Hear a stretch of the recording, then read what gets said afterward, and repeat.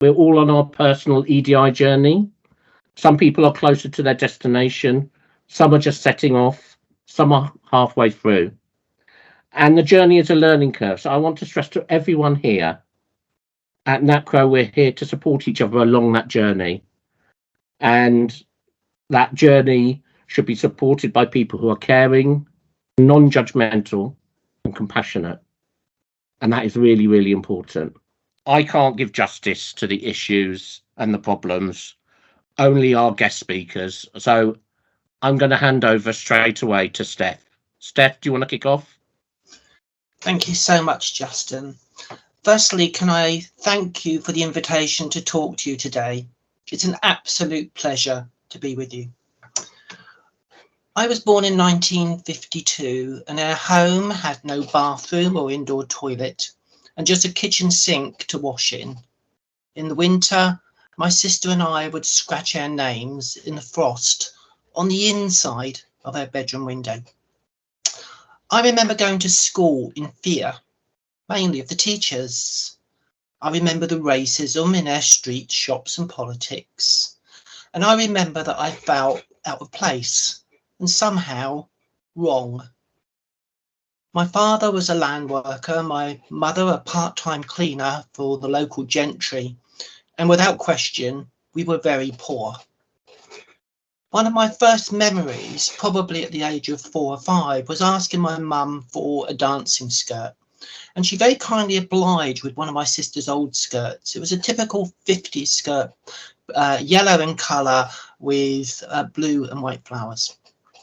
Being 7 years younger than my sister, it was way too big around my waist, so my mum would secure it with a safety pin. It was also way too long, but this added to the twirling sensation and fun that I had dancing to 50 songs on the wireless.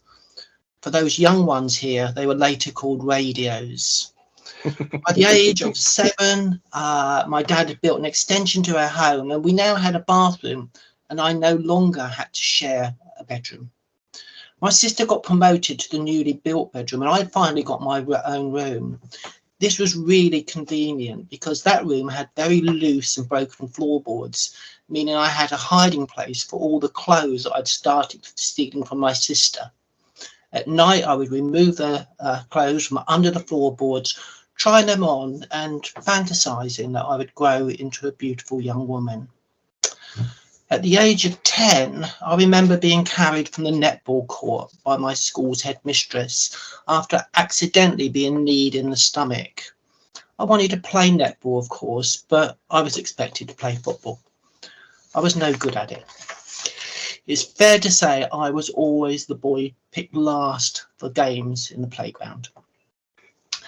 Looking back, I was fortunate that my parents understood my gender issues from day one.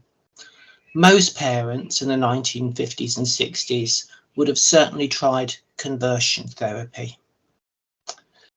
At secondary school, most of my friends were girls, and my friend Anne suggested that once I left school that I became a hairstylist. Working in a female environment certainly worked for me. After my hairdressing training, I worked for several big companies, ending my time in the beauty industry working for a global brand. Lynn, my wife, who I met at college, knew from early on that I was likely trans. We had loads of fun, often going out shopping as sisters. I could typically pass reasonably easily. Our marriage lasted 27 years before we parted, with Lynn suddenly deciding that she was fed up with one effeminate guy. I use the word guy very loosely, as looking back, I was never a man. Leaving myself and surprisingly our children for her new cross-dressing partner. I became a single parent to 3 kids, all of whom elected to stay with me, and I remarried a few years later. I will skip the next few decades. Suffice to say that I had a massive career change, and I'm really pleased that the work that I've done at that time has saved many hundreds of babies' lives. I lived with gender dysphoria for over 50 years. I was too frightened to transition because what others would say or think. What is gender dysphoria? Here are some words I hear from my trans siblings. desperation, wrongness, jealousy, loathing, sadness, disgust, hopelessness, self-hate, drowning, and even more disturbingly, rejection, homelessness, and suicide. Suicide rates vary from country to country, but a report from the US suggests that trans people consider or commit suicide by approximately 8 times the national average, while in France the statistic is 7 times. I'm not aware of the stats in the UK, but I am aware that I've lost 2 trans friends by taking their own life. The reasons are straightforward: transphobia, discrimination, the dysphoria itself, and the lack of trans healthcare, particularly via the NHS. So why are some people trans? The easy answer is we have a diverse society. The more complex answer is that being trans is a neurobiological condition that we are born with. Some people are tall, some people are gay, and a tiny minority of us are trans. Put simply, our brains are wired to reflect our personal belief to our rightful sex. That's our gender. And science is discovering more and more evidence that being trans is a neurobiological condition. For example, we know that hormone therapy works and that just 2% of trans people detransition. And when they do detransition, many retransitions shortly afterwards. We know that just 1 in every 200 people are trans, but in identical twins, if one twin is transgender, there's roughly a 30% chance the other twin would also be trans. We know that many babies born with differences in sex development, also known as intersex, who had surgery as babies to conform to the male or female norms, often experience gender dysphoria in later life because doctors and parents make the wrong choice. Interestingly, in 2017, the United Nations stated that up to 1.7% of the global population has intersex traits.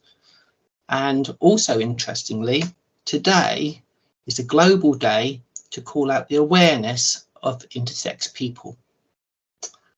Scientists, thanks to neuroimaging technique, a new neuroimaging technique called diffusion tensor imaging, are finding trans brains are in an area called the inferior frontal occipital fasciculus, display connectivity patterns that are more in accordance with their gender identity than their sex assigned at birth. Other studies have found differences in the sizes of brain structures and in particular the cortical thickness. The fact is, we don't choose to be trans. It's a matter of survival, and transition is one of the most difficult journeys in humanity. At 58, I plucked up courage to tell my GP that I was trans. With her support, my transition started. I can't say it was quick, even going private. It took many years, culminating in lower surgery in July 2019. The cost, around £30,000. Painful? You bet. The worst? Well, over 300 hours of electrolysis and laser treatments to remove unwanted hair. Regrets? Absolutely none. Of course, I'm not alone. Trans people represent around 0.5% of their population. And the one big shock I experienced was that I jumped into a marginalised, demonised and targeted community. In July 2020, so to raise trans visibility, I launched Steph's Place website, which at that time was a personal blog about my journey. But I quickly realised that no one was countering all the lies and misinformation about trans people. I searched social media, often in an echo chamber of hate, but I found some remarkable people on Twitter. We joined together, Steps Place became an organisation.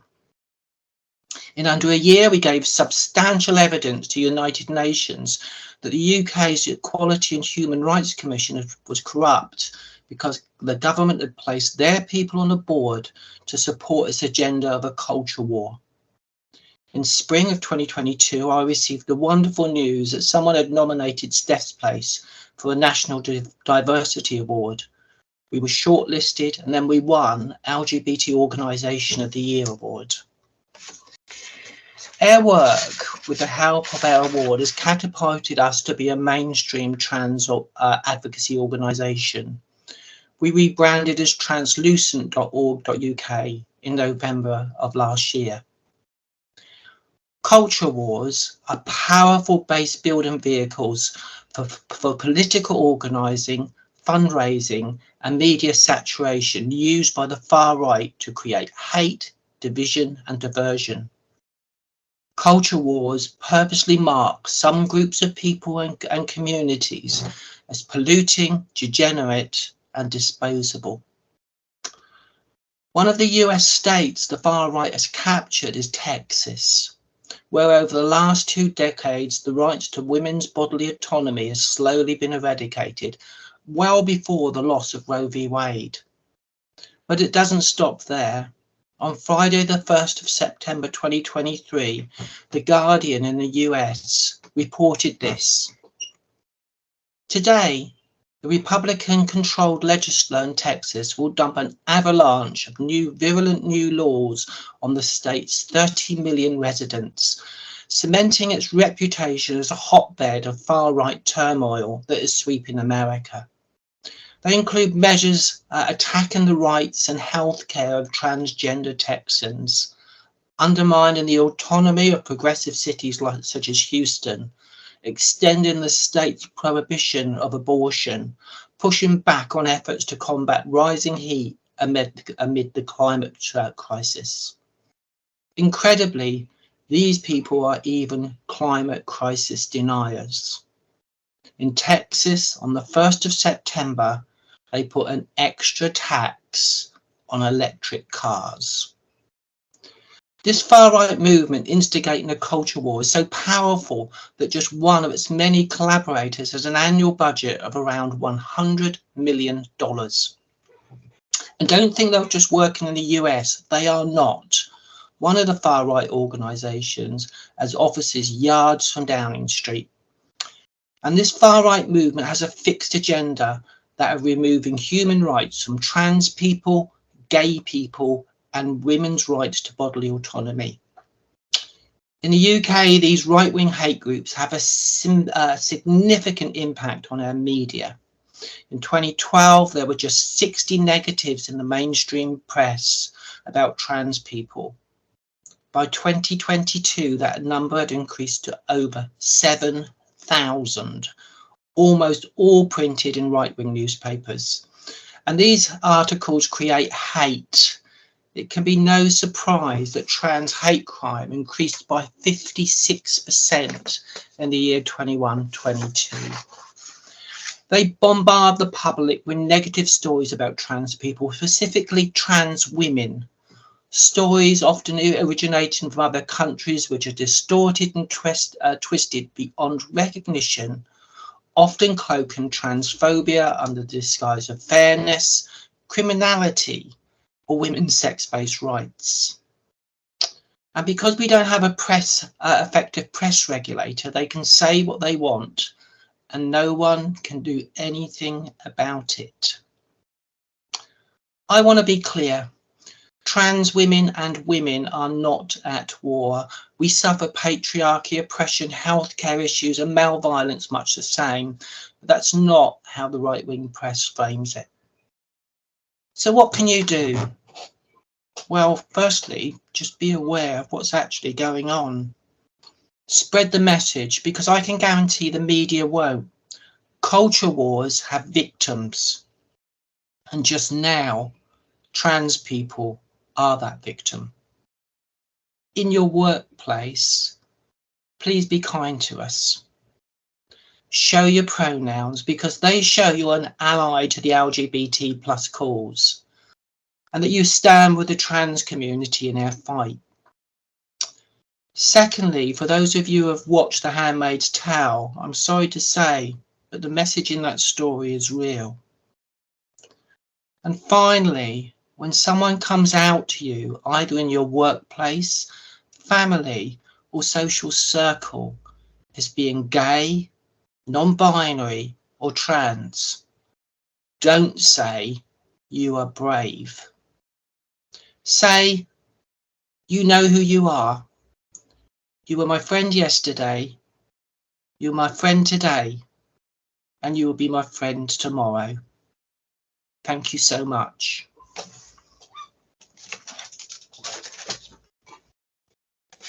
Well, thank you, Steph, for that very moving and emotional introduction. And I think that has touched all of us. So thank you. I'm just wondering if Marley and Emily would like to add to that. Yeah, if you don't mind, I'm going back to the culture wars and all the statistic. When you look at what's happening around the world, and going back to the US, this year we're only in October, and over 500 anti-LGBTQ bills have been proposed to government.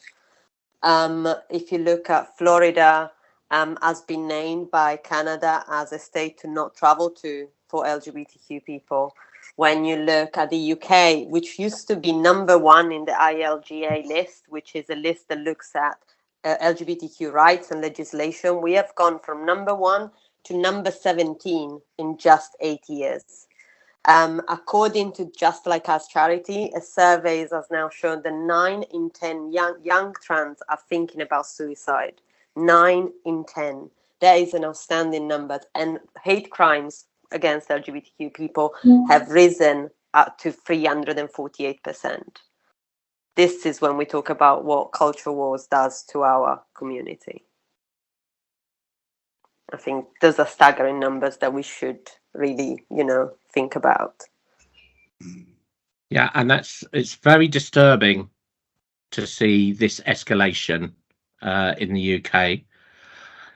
Emily, yes. Hi. You're within the Labour Party. You're sort of an icon as the first Labour parliamentary candidate for Westminster. Would you like to tell us a bit of your story? Yes. So I think what's just been said is very true. That when I sort of transitioned many years ago, sort of 15, 20 years ago, there was kind of interest by people rather than hostility. When I came out as in 2014 as Labour's the first major political party's parliamentary candidate to be a trans woman, it was to widespread acclaim. In fact, there was only one area of controversy, and that was with the Sun newspaper when Rod Liddle wrote, because I'm a trans woman who is a disabled woman as well, who wrote on the lines of, seeing she's blind, how does she know she was the wrong sex? My response in a newspaper, a different newspaper a few days later was, well, when he goes to bed at night, goes upstairs, turns the lights out, how does he know he's a man? There was never any response. Anyhow, there was a kind of a case that went forward on the basis it was pejorative, discriminatory, and it was a very rare case to actually be upheld by the so-called regulator for the press. And that's how I got involved, for example, with Hacked Off, which is the campaign for Leveson compliant independent regulation.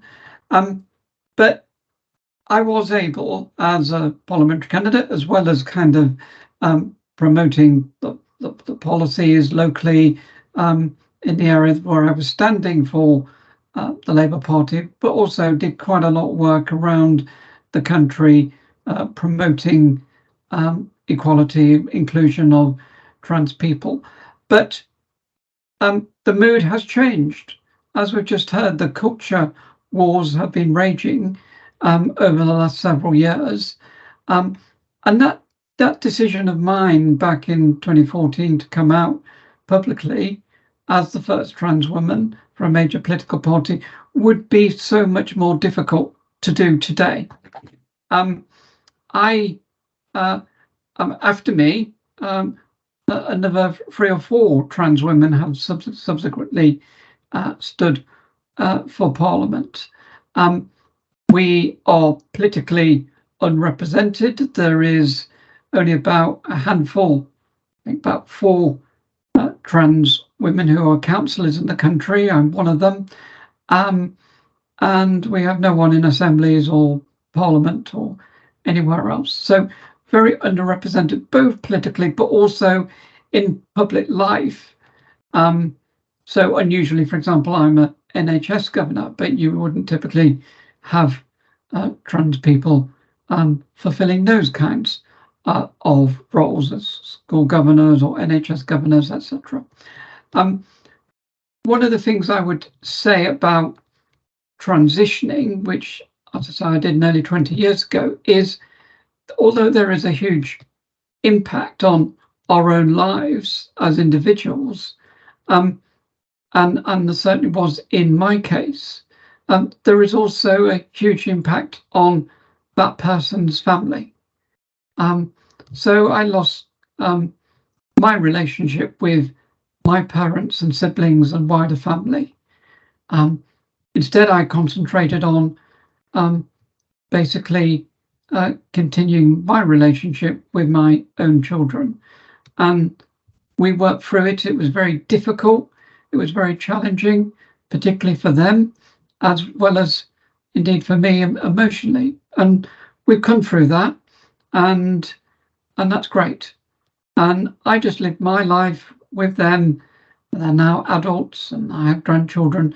You know, I guess like any other woman, but for very many people, it can be much tougher because they perhaps don't pass in the stereotypical way that we might sort of suggest kind of a woman lives her lives or appears or whatever, the kind of norms that perhaps I'm able to fit into, but others find more difficult. You know, an example, you know, I'm 5'2".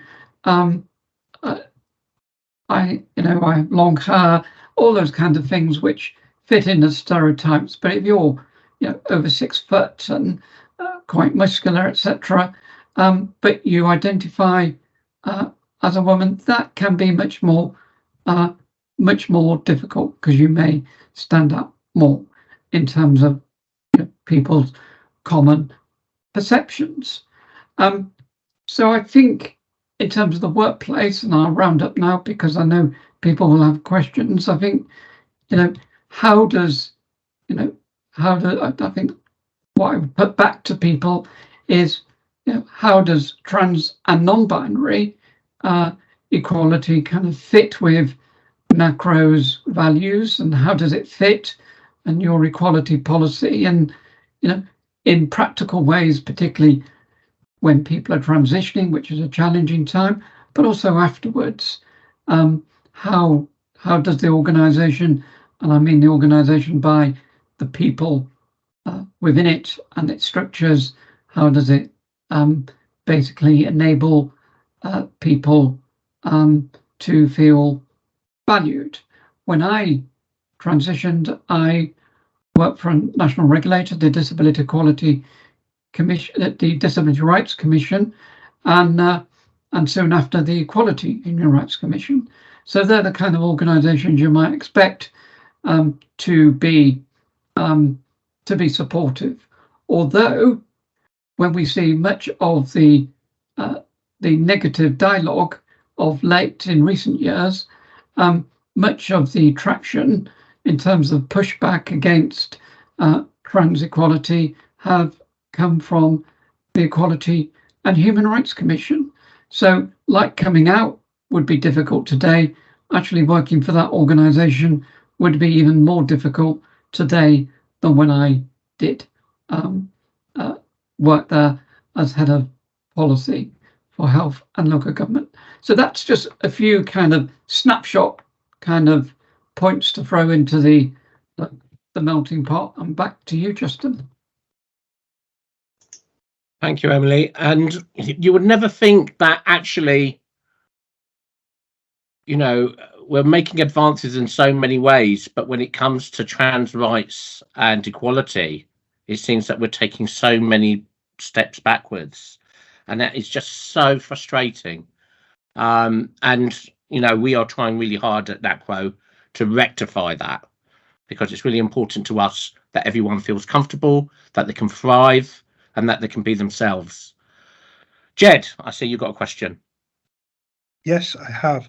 First of all, thank you to Steph, Emily, and Molly for sharing those powerful stories and journeys and facts with us.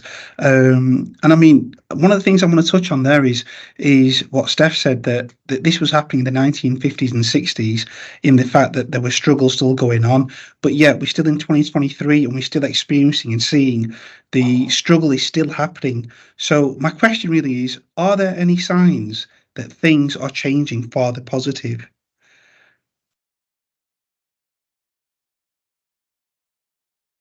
Justin, you're on mute, sorry. Sorry about that. Marley, would you like to answer that one? Actually, I think we're getting worse. I think things were getting better. And then the last 6 years, you can see a real change. As I said, the last 6 years have really changed when it comes to media portrait of trans people, when it comes to the rhetoric that is also always kind of pushed out to the public. And I think things are getting worse. But it's not, I don't think it's just the UK. I think it's a real pushback from like the world. If you look at my home country of Italy, for example, it's not just against trans people. We're having a big issue in Italy now because surrogacy is not actually, is not legal in Italy. So queer couple tend to do surrogacy abroad and then come home and register the birth of the baby. And they're now being retrospectively taken to court, and the non-biological parent is being struck off the birth certificate. So I think for the LGBTQ community, trans people, trans women in particular, things are getting worse at the moment and not better. Yeah, that's interesting. So the trans community are feeling more excluded, but things have moved on forward for the LGBTQ community. In some countries, not necessarily all countries. I think things are getting worse as a community. Okay. Look at Florida. Florida is anyone. Italy is anyone. I think is a big pushback on LGBTQ rights. Okay, that's very interesting. Dean, I see you've got your hand up.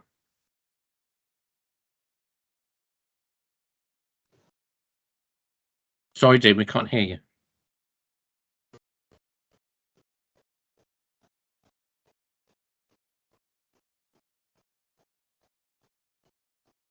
I think it'd be useful if you to quickly just introduce yourself. So what you are, where you're from, and what role you are before you ask you any questions. So that'd be useful. Go on, Dean.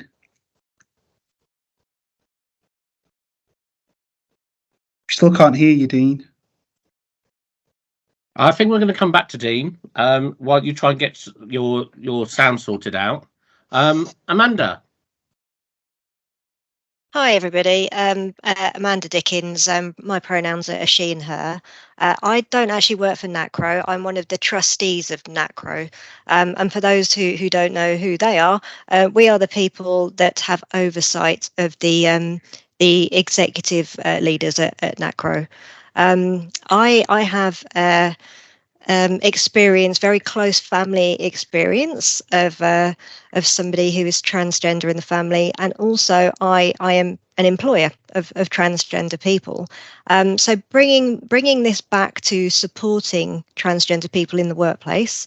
I feel very, very protective, and I'm always around my organization correcting pronouns, and when people are confused, I'm there to educate on on somebody else's behalf so they don't have to do it. I've looked at sickness policies and absence policies, because I'm asked about, what if I have to take weeks off? I'm planning to take weeks off for surgery and things like that. So I feel as if I'm doing, as much as I can. I'd love to ask Steph, Emily, Marley, everybody really, what else could I be doing very practically to support people? Steph, do you want to go first? Yes, surely. Amanda, thank you indeed for what you're doing, because you're a rare employer. Because in actual fact, the majority of employers say they won't employ a trans person. And that's for a variety of reasons, unfortunately, perhaps down to the fact of medical issues. But often it goes a bit deeper than that, we could be offensive or awkward to accommodate within the workplace, perhaps by, like myself, using female facilities. So even though I've had surgery, it always worries me about going in the ladies' loo, and it shouldn't. But these days, unfortunately, because of the culture wars and the gender critical movement, which is unfortunately an international movement, perhaps when the meeting today's finished, we all go on to Google and we just look in Wikipedia what the gender critical movement are. And in essence, this is a group of people that come out from a variety of other organizations, so that they're not just one organization, but the real contributor to what is known as a gender war, the culture war against trans people, is the American far right, unfortunately, and they are particularly attacking trans people, and it's actually can be tracked back to 2016, 2017, when a woman called Meg Kilgannon in America turned around and said the war was lost about gay people and gay marriage, but there was a possibility of splitting the T from the LGB, or what she called as the alphabet soup. So this is all recorded, and indeed, if you go onto the Translucent website, you'll see the whole history of why trans people are being attacked. Again, going back to your question, because I came off at it slightly, Amanda, is thank you for what you're doing, because you're an exception to the rule, and if everyone was like you, it would be a much better world for trans people. Well, Steph, how can I get other employers, to just be friendly? Because it's ridiculous. Because everybody says they are. Very big companies will say, "Of course we are," but actually, when you're applying for a role, or when you get there, you find it's not as safe as you thought it is, and it has to be safe. So how can there be some sort of proof that you are? Do you think? I think, in some respect, perhaps this is the positive of the trans story. What I find within a lot of the bigger companies is that they do accept trans people. For example, when I went and changed my bank account some time back from my dead name to my now legal name, I always wanted and always seeked out to try and talk to a woman and not a man, because I always felt that women were had more empathy around trans people than men. But on this particular occasion, I couldn't. So I was confronted with this guy in a beard, and I kind of thought, oh God, I really don't want to talk to a man.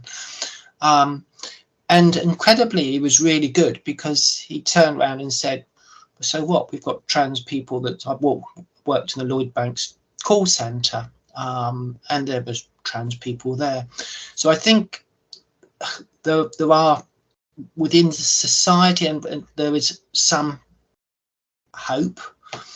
But the real issue is, again, coming back to newspapers and the media, unfortunately, while trans people are often accepted in the workplace, we have this hate and division being driven by, the Daily Mail, who go back 10 years ago, last January, printed 5 stories about trans people, and they were all positive. You know, so and so comes out and is at work.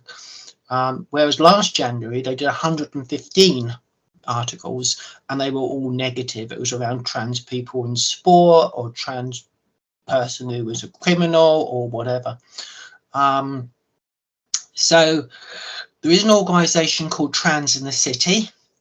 You might have heard of them. And they work extensively with businesses and charities and the like to accept trans people. They do a remarkable job. They are possibly one of the most successful sides of trans activism. So where we've got issues around politics, and in particular people like Rishi Sunak asking, you know, what is the woman question? We do find in society that there is acceptance, and I'm in the Labour Party, Portsmouth Labour Party. I'm the women's officer and also the LGBT officer. I have excellent relations, never get an issue in the Labour Party. And indeed, I'm up for candidacy as a councillor in Portsmouth next year as well. So hopefully I can get through that. So I think there's this massive split, but I think the more you can call things out, Amanda, to your friends, to other employers, and say, this is what really is going on. Because the media, as I said when I did my talk, the media are not going to do this.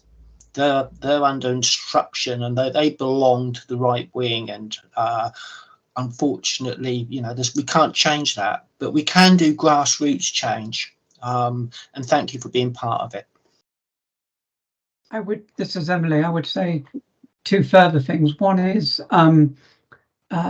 that there's also the Stonewall Diversity Scheme, where they provide training and consultancy. It's a good financial spin-off for them, but it can be useful for organisations to get support through groups like Stonewall or LGBT Consortium. Stonewall has come in for a bit of a hammering in the press for particularly public sector, paying for training and other support from them in terms of not just trans issues but also wider LGBT support. There is also those employers who have unions and may have agreements with unions. There are some unions who are quite positive about trans rights. In particular, I would say GMB, for example, who have developed, and I've been involved with them, developing a trans toolkit, which is supported by training designed to help employees across a range of industries. So unions can also be a source of mutual support to employers. So I think there are two aspects to bear in mind in terms of sources of support. This is Marley, and if I can add something else when it comes to also internal, we always refer to like the EDI, and I always think we're missing a letter, which is the J, and it's justice, because I don't think we can ever actually change what's going on within the system if we don't dismantle the systemic barriers that are there to begin with, and they are always at the disadvantage of marginalized groups, trans people and trans women in particular. And I think to do so, you really have to uplift and celebrate and value and increase the visibility of those marginalized, because otherwise you are not going to actually affect any change. And when you look at the majority of boards in the business is usually white men. When you look at who gets promoted, when you look at who gets work development, how are we implementing this across the board when it comes to gender, sexuality, ethnicity? I think until we unlearn our biases internally, we can't spread externally. And I think that's where the work really needs to start, in my opinion. Jed, did you want to make a contribution to that? Yeah, I think that is absolutely. I agree with that wholeheartedly. That we do need justice. Everybody wants to be treated fairly, and everybody wants to turn around and know that they're going to go through a process that's going to be impartial to to what they're going through. But I want to touch on something what somebody said there. They said grassroots changes. So, what does good grassroots changes look like? And bearing in mind that we're trying to appeal to the audience and inform the audience what they can do and how they can play a part in making feel everybody, especially the transgender community, welcome from the minute they walk in through our doors, from the minute they apply for a job. What does what does good grassroots changes look like? Start looking at your internal policies. How do you hire fairly? Do you still have names and gender and sexuality and age on your application? Why are those important when you're hiring for a role that anyone can do? Look at pay rises.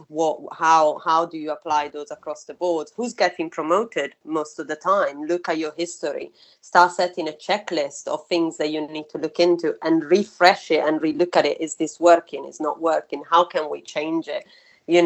Implement a positive culture that supports marginalized people. As we were saying before, somebody needs to transition. How do I do this? We have now things like Zoom or Teams and stuff where people can work from home.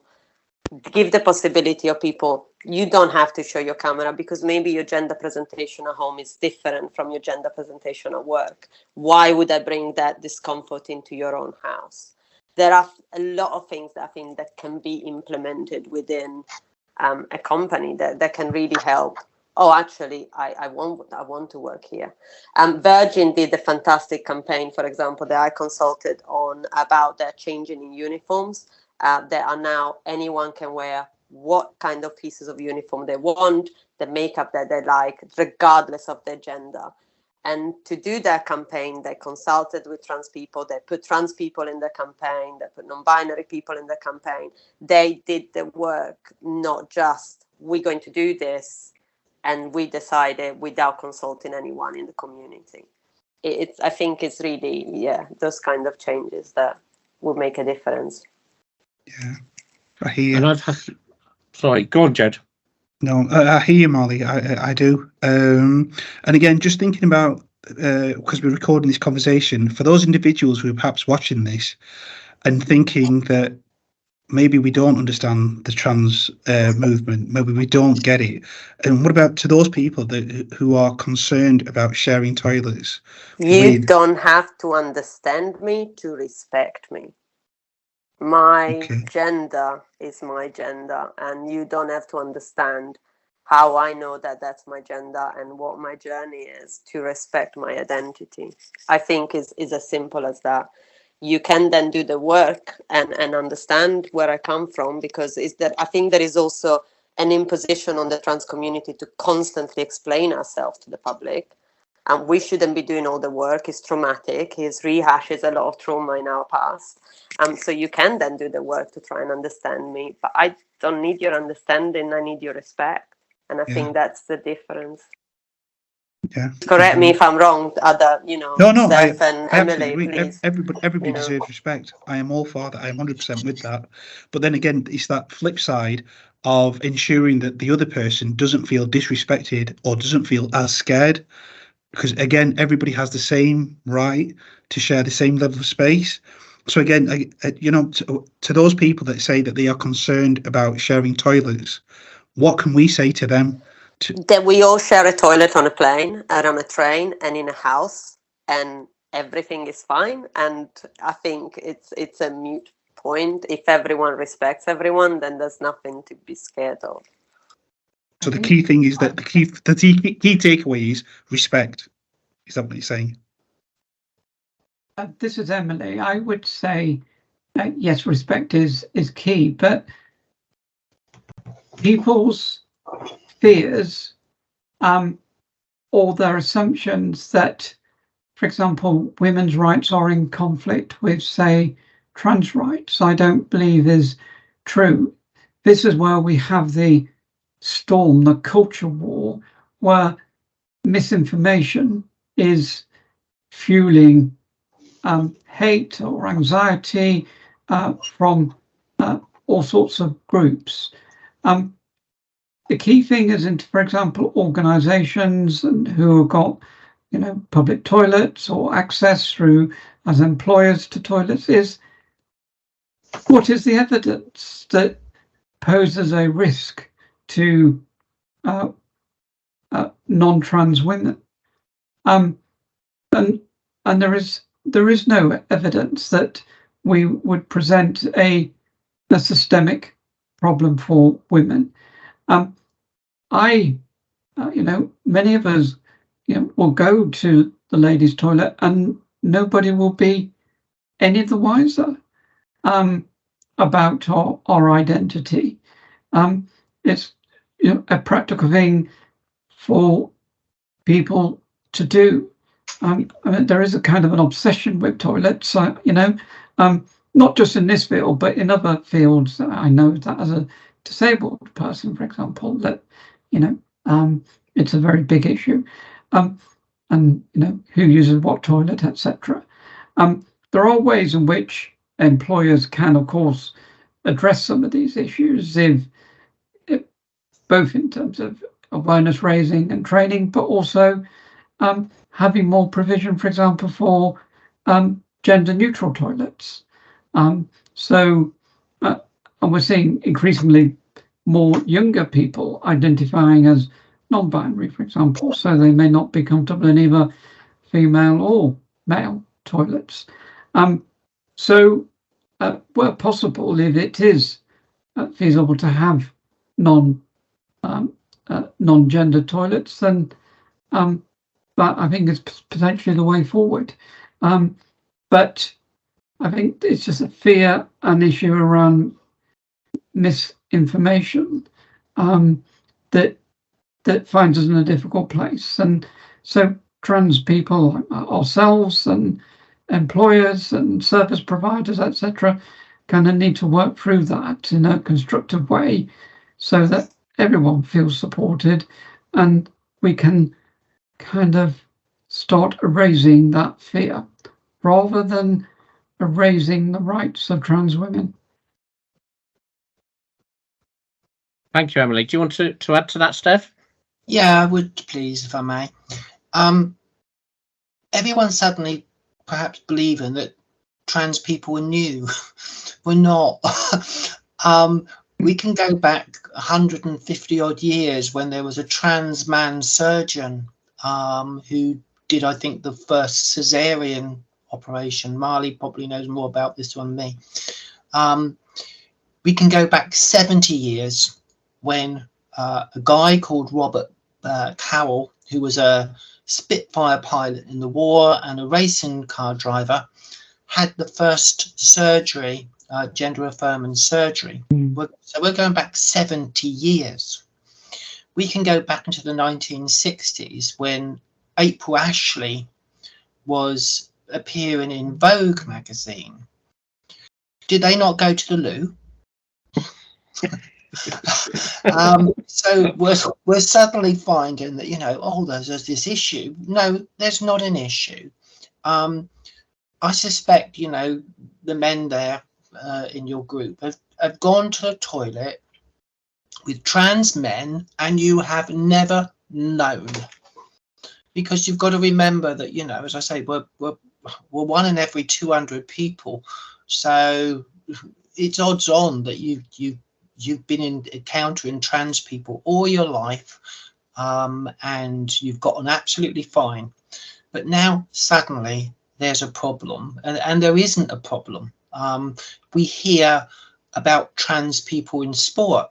Well, if any of you guys that's listening today can tell me the name of a trans woman that's successful in sport in the UK, then you're doing a better job than me, and I'm a trans right activist, because there aren't any. We hear about trans women in prison. Well, okay, there are 6 trans women in female estate, all of whom would have had surgery. And what we don't hear is the fact that on average, 1 trans woman in the male estate every 33 days get sexually assaulted. There's always two sides to a coin, but unfortunately, people, because of the press, don't get to hear about it.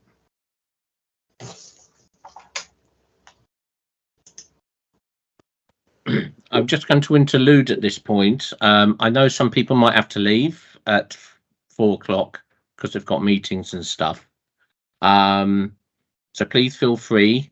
But we're going to carry on for a little while longer and just have a bit of a discussion and a debate. So if you've got to leave, please leave. Don't feel bad. I know you've got work commitments. So I want to drill down into some of the issues. And one of the things that have been quite topical recently is the difference between gender recognition using a medicalized procedure opposed to self-identity. And I wonder if you could explain in very basic terms to everyone why that is such an important issue for the trans community. I don't know who wants to lead on that one. I'm really sorry, I didn't hear the question properly. You cut off. Sorry. I just wanted to explore the difference between gender recognition using a medicalized procedure as opposed to self-identity. And I want Do that one? Mm-hmm. Go ahead, Steph. Yeah. So in 2004, the Gender Recognition Act came into being, and basically the country were forced into it by the European Court of Human Rights, because at that time we were lagging behind in regards to LGBT rights, both in regards to gay people who was just starting to see the end of their war, but it was also a time when we were not looking after trans people, as is the case today. So when the Gender Recognition came out, Act came through, we were actually at the forefront of that legislation, in that it was not required to have surgery or medicalization. Amazingly, it's 71.6% of trans people that identify to the binary, that is either male or female, do want to have surgery or at least take hormones, and that comes from the NHS a survey called Trans Voices. Self-identification, we all self-ID. We do it every day. We self-ID going into a toilet. We self-ID when we go and buy clothes. And we don't need a certificate to do that. So what the Gender Recognition Act does is allows a trans person to basically get married and die in their correct gender, and it may change some tax implications. And they're quite minor these days, because the tax implication between male and female are pretty much exactly the same. And it does no more than that. To get a gender recognition certificate is incredibly difficult. And so in consequence, 2% of trans people has a gender recognition certificate. It took me 5 years to get mine. And I can't tell you how hard it is to do it in this country.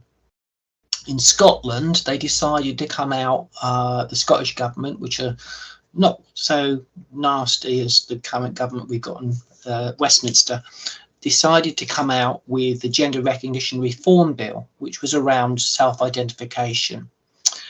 And quite simply, what happens with self-ID in regard to legal gender recognition is that a person, after due consideration, decides that they're trans, and they want to be seen by the state in their new gender. Self-ID is available in some 20 countries or states across the world, with 1.2 billion people, I believe. Marley probably knows this one better than me. 1.2 1.2 billion people haven't access to it. And there are some countries that you really wouldn't expect to have self-ID that's got it, including Pakistan, and also Malta, for example, which was one of the first countries to actually bring it out.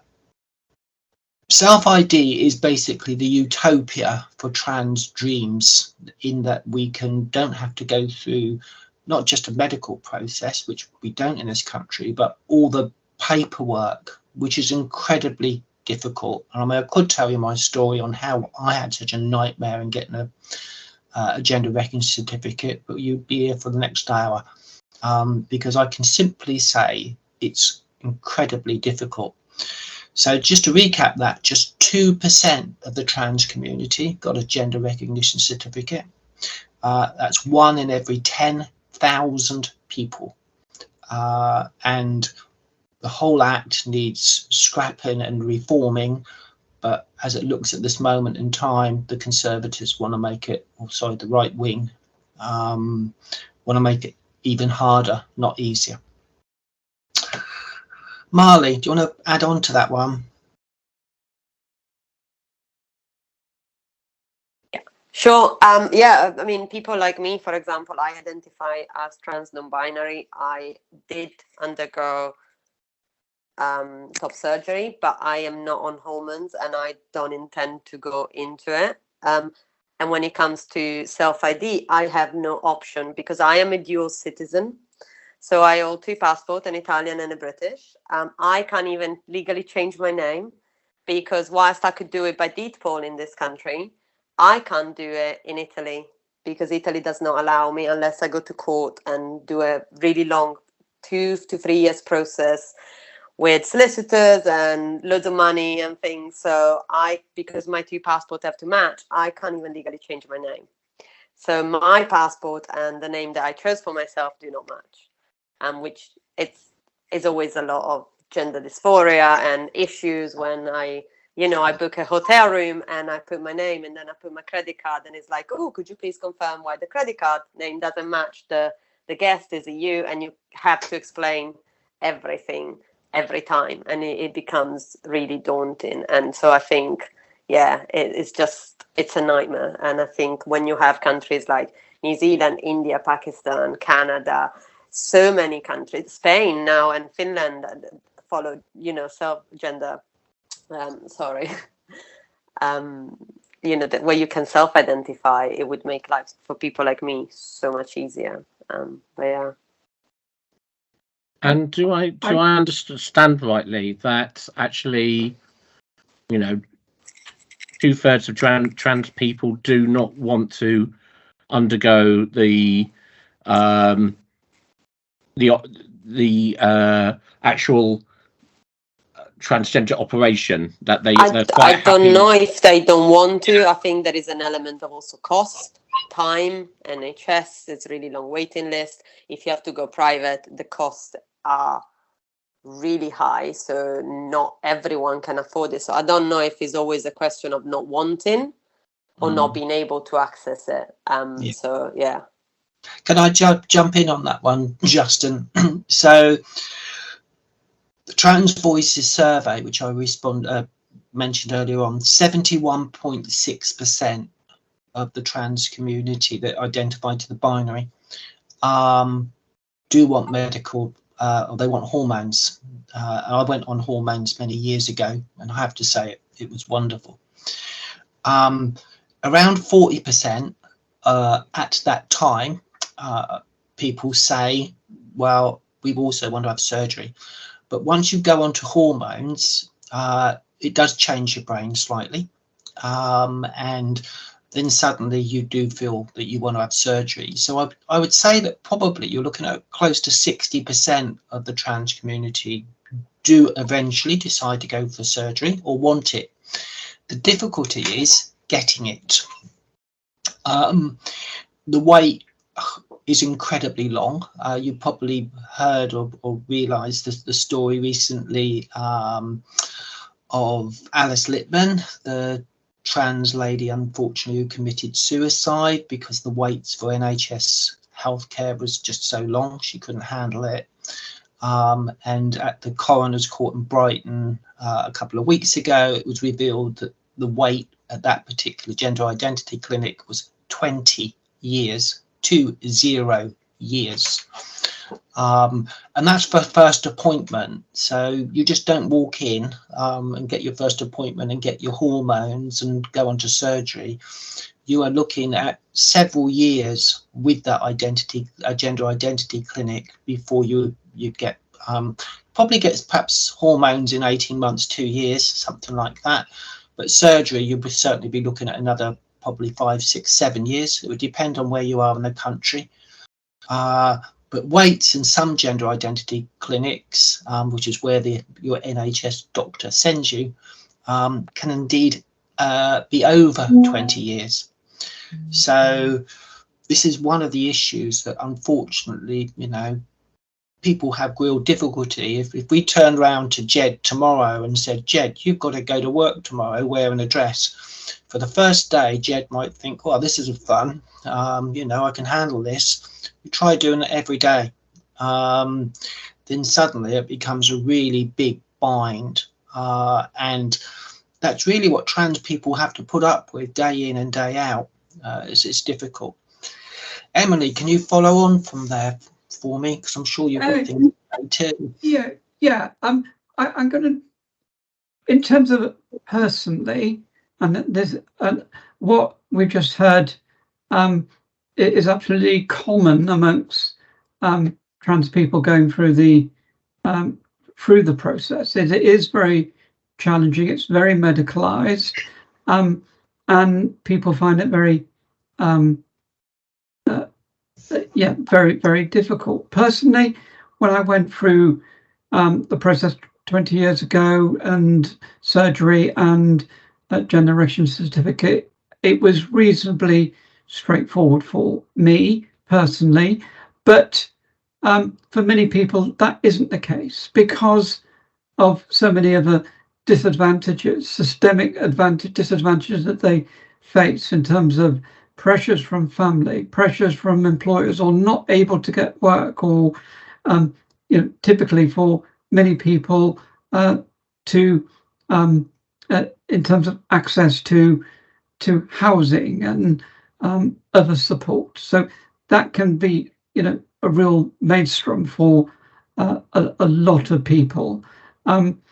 So when we talk about self-ID, we are still talking about a legal process where somebody would sign a deed, it would be lodged with the court, it would be a solemn legal undertaking that they recognize themselves to be in a different gender, because that is what the Gender Recognition Act affords people. For example, is a new birth certificate. It gives you the right to access a new birth certificate if that's what you feel you need, and that was certainly my case. So when they sort of so yes, when I was born, I was assigned wrongly in terms of sex, and now that's been rectified. Now there are some obviously exceptions which have to be dealt with on a case-by-case basis, where some trans women may present a risk, for example, in single-sex spaces, but that wouldn't be typically the case, and therefore, and that's where much of the debate has been around of late. And yes, there will be some trans women who may present a risk, but most of us would not. And that would be the case for all women. Most would not, but some might. So the gender recognition certificate process can be empowering once you've got it, because it is as the legislation says, a recognition and acknowledgement of who you've always felt to be, and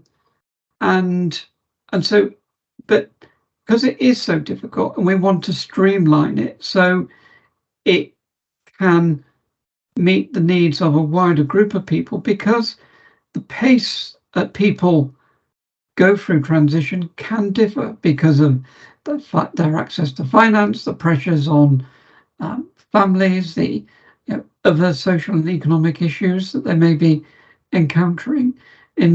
So some people can go more quickly than others, and we need to respect that, and also that some people, hormones is sufficient for them, but for other people it's not.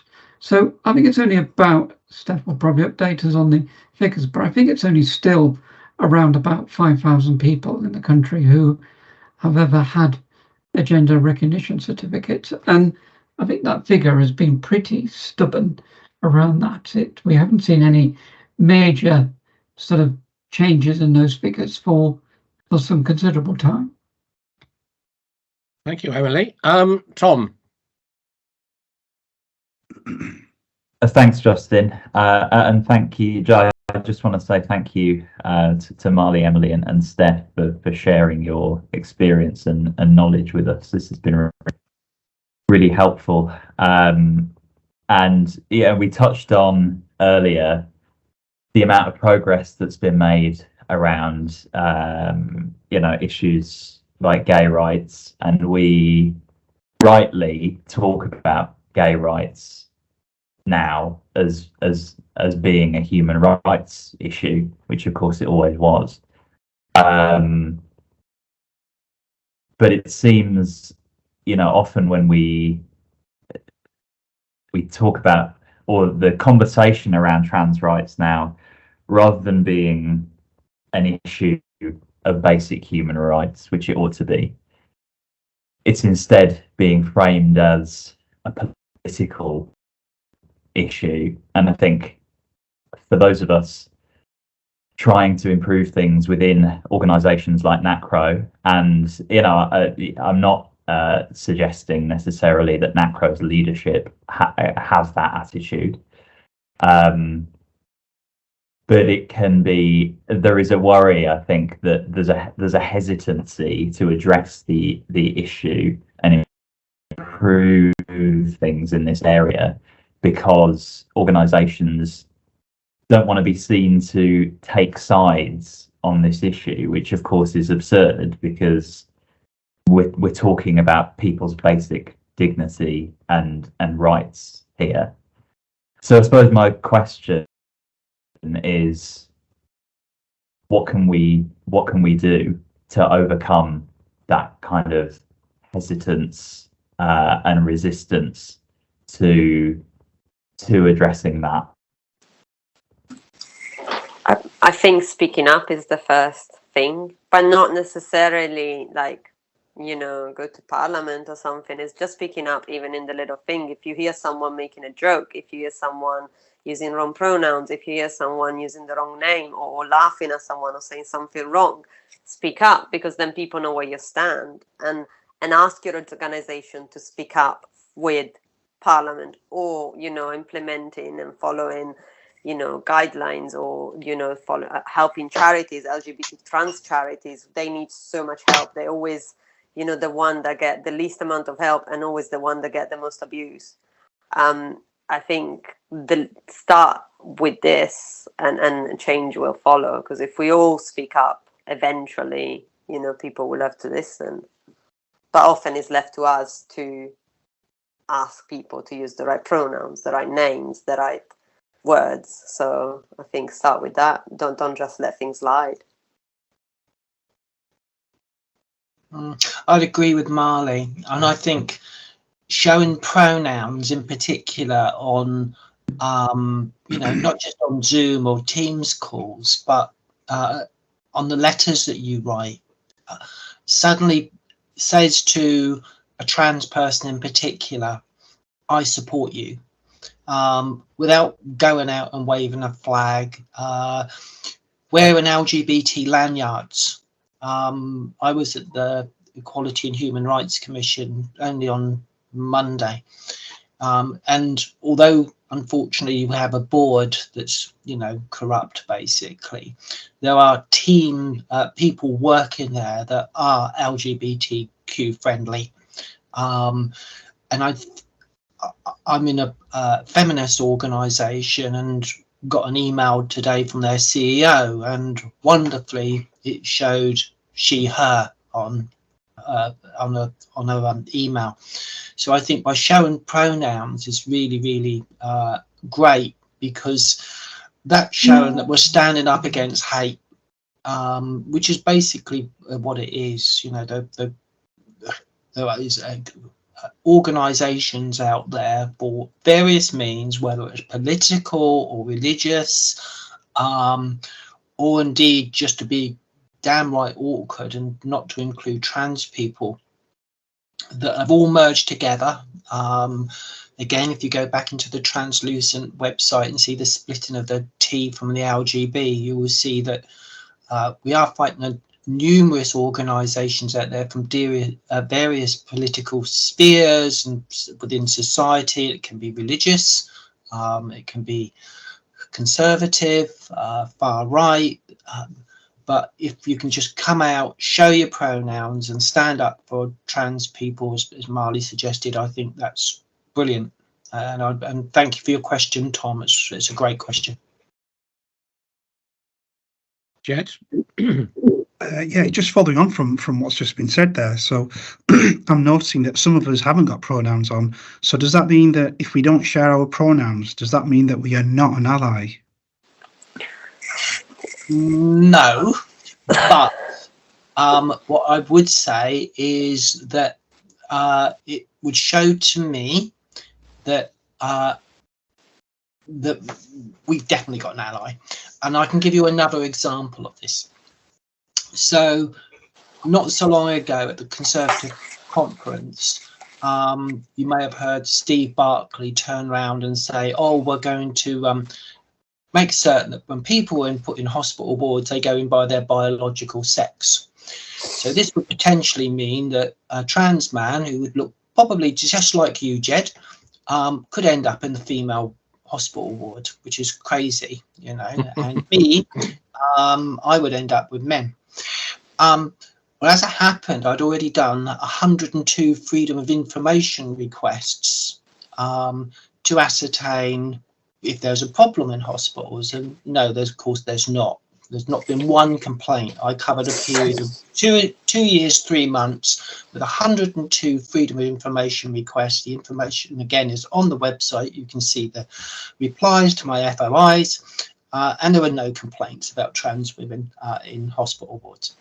But a couple of days ago, I got a email from, and obviously I'm not going to say where from, but it was from an NHS Foundation Trust and the LGBTQ Society, saying, we've looked at the research, we've also had trans women in hospitals, and we know what Steve Barclay said at the conference is wholly untrue.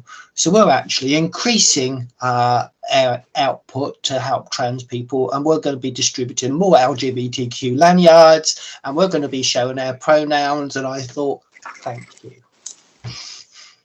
I also think if you put your pronouns, although I know you're an ally, you're actively showing you're an ally. It's not a passive things that you're just saying, oh, I'm an ally, I do the work in the background. You're actively showing your support to our community, not just to me, but to the people around you that might not know why you're showing a pronoun. So it might prompt a question, oh, why you got pronouns on your Zoom call or on your signature or here? And then it starts a conversation. It's this active allyship that we need. Yeah. I think I was coming more from the point of view that no matter what a person identifies as, I accept it. It doesn't matter. Does that kind of make sense? But I understand. We all use pronouns, don't we? Yes. You have pronouns. And I mean, I'm pretty sure that if you and I had the conversation and I kept using the wrong pronouns, at some point you would turn around like, look, this is my pronoun. I don't like being called that. Yeah. And it's not pronouns are not a trans issue. We all use pronouns. Agreed. Brilliant point, Marley. Thank you. Well, look, it's getting on, and I just got one quick question to ask everyone, because Dean, what he was trying to say earlier, he put it in the chat, is that at Boston, one of our education centres, he says he's seen a positive wave towards trans and all LGBT students, and he gets the impression that the younger generation do not show any issues and accept each other without question. So there are some green shoots of positivity and hope there. Could each of you find something positive that we can all end on? I can give you. No, I can give you I came out as trans when I was 35, and I was already a parent of a 4-year-old. And the conversation of coming out to my kid was the easiest conversation I had, because she had no biases. I was simply a parent, and all she asked was, "Can I still call you mom?" And that was it. And she, to this day, is the person that would correct. She's 8 now, and she corrects most people when they use the wrong pronouns. She corrects me sometimes when I get my own pronouns wrong, because it happens sometimes, that inner voice in your head that you still have. And so younger generation, if you talk about the things openly and honestly since they're little, they get it a lot better than adults. And you see the difference. Emily, any final positive thoughts for our audience? Yeah, I think just a few kind of perhaps experiences about positives. It is very tough for a lot of people out there, but we need to move towards where people are accepted and they don't have to keep explaining themselves. And I'm fortunate in that is largely my experience. So only 6 months after I started transitioning, I got a taxi from work. You can always, you always know a cab driver's opinion. Always happy to talk, and he's chatting away to me, a London black cab driver, and he says, as we're getting to the conference where I was speaking at, well, it's been lovely speaking to you, love. We used to pick up a blind guy at your office, but not seen him for a while, and he was a right miserable git. And I said, yes, I think I might have known him. Clearly that's the only blind person who worked there. And that was true, because I became, by transitioning, and so many people, the key thing we gain is happiness. I was a very troubled person before transitioning. I was one of those people who tried to take my own life. It was in a very dark place. And the only way I could get through that was by transitioning. It wasn't a choice. It's something I had to do. And as I go on, there are various examples of where my life has been normalized. I've had surgery for non-gender reasons. And for example, the hospital have asked me to take a pregnancy test. And part of me wants to think, oh, for goodness sake, that's not going to happen. But I just go along with it. And they get their pregnancy test and, they're satisfied. There's no need to make an issue of it. Because clearly, I can't have children. Mainly because of my age, I guess. But no, seriously. And then the final point, in just to kind of be empowering, is we just heard one of the big hurdles for me transitioning was, as I said earlier, my children and how they would cope with it as young people, and trying to involve them in the process, which was very difficult, and there's not time to go through all that. But I've been proud of how they have handled it. And our children, we name. How many people could say that their children name them? I can say that, because that's where Emily comes from, is the choice of my children. And they have been part of that journey, and why I'm very proud of them.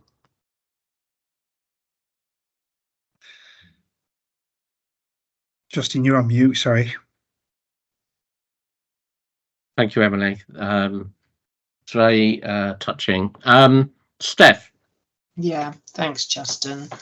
Well, there's definitely more trans people, non-binary people coming out, and they're definitely younger. And there's no question that they are very much more accepting. And I'm sure they recognise that the struggles that trans people are going through now are the same struggles against the same people going back to the 1970s and 80s and 90s. And indeed, I've got a clipping in my file from, I think it was the Daily Mirror of the Sun, and it was the headlines on the back page, the sport pages, and it said, Martina is lesbianizing girls in the changing room. And of course, the allegation now is that trans people are transing kids. And what really happening is that people are being more comfortable to come out and say who they are. And I find that, you know, we're at the sharp end. You know, people like Emily and myself and Marley are out there, and we're battling. And the battle will be won, because there's a number of people, younger people, that's coming through, and frankly all the hate and divisiveness is being driven by a generation, and that's my generation, because I'm 70 and there are 60-year-olds and some 50-year-olds. But the moment you get down to younger people, they are very much more accepting, and they understand what's going on. And as a final message to wrap up, I can give you a short story which I found remarkable. Last April, I was out delivering leaflets for a Labour Party, and I went to this house in Portsmouth, down this road in Portsmouth, and I was putting leaflets for the Labour Party through doors. And I came to this door, and there was a young lady sat on a wall, and I turned around and I said, oh, can I leave a leaflet? And she said, yeah, of course you can. It was about 3 or 4 days before polling day. I said, oh, will you be voting Labour tomorrow? And she turned around and said, oh, actually, I'm only 16. And she didn't look 16, but girls often don't look their age. I said, oh, okay. She said, but I am asking my parents to vote Labour. And I said, great, thank you so much.